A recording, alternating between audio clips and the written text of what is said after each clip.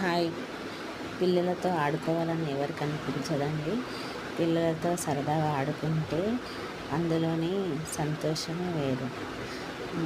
మా చెల్లె, తమ్ముడు, మా కోడలు, మా బాబుతో కలిసి మా ఆయన ఎంతో చక్కగా వాళ్ళతో ఆడుకుంటూ స్ట్రెస్ ఫీల్ అయ్యాడు. అతను కూడా ఒక చిన్న పిల్లవాడిగా మారి ఆ పిల్లలతో కలిసి కూడా చాలా సరదాగా ఆడుకున్నాడు. వెకేషన్స్ ఎంజాయ్ చేస్తూ